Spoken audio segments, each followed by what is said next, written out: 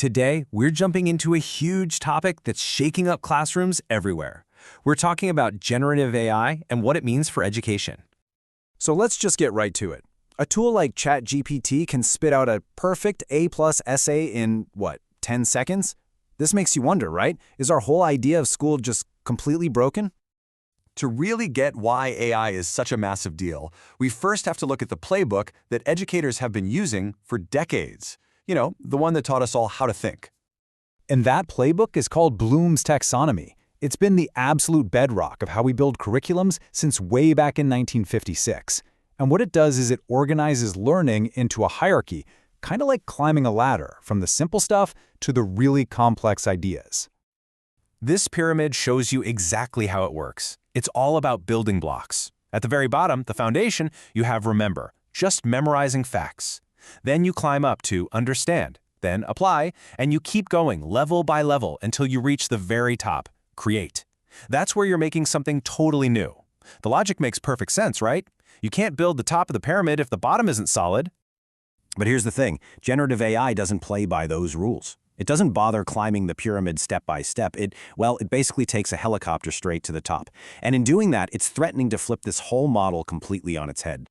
And this right here is the heart of the problem. What on earth happens to the learning process when a student can create a complex, sophisticated answer before they've even bothered to remember the basics?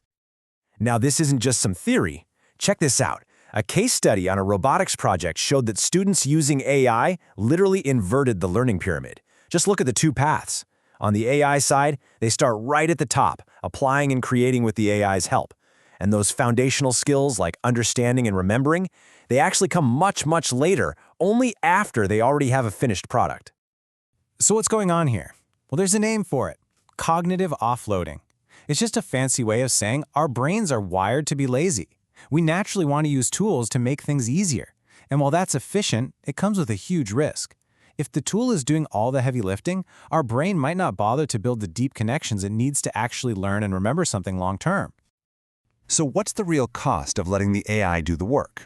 Well, a study from the University of Pennsylvania gives us a pretty stark number.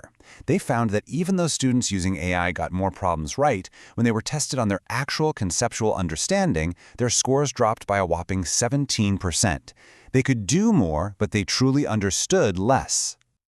Researchers are calling this the cognitive paradox of AI. It's a paradox because the AI makes the student look more capable, more skilled on the surface. But it could just be hiding the fact that they're not really getting the core concepts. They're learning the steps, but not the reasons why. Okay, so if the old blueprint is broken, what's next? Do we just give up? No way. The good news is, educators are already on it.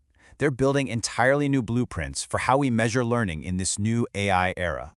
And this is so important. The conversation has finally moved on. We're past trying to ban AI or catch students using it. Instead, the focus is now on totally redesigning how we test for knowledge in a world where AI is just everywhere. And one of the coolest new models is called the FACT framework. It's a smart, hybrid approach. The idea is simple. For foundational skills and core concepts, the stuff you just have to know, no AI allowed. But for bigger projects where you're applying knowledge and thinking critically, you're actually encouraged to use AI as a partner. It's all about being strategic, not scared. The FACT framework is a great strategy, but it leads to a really practical question. How do you actually make clear rules for students and teachers?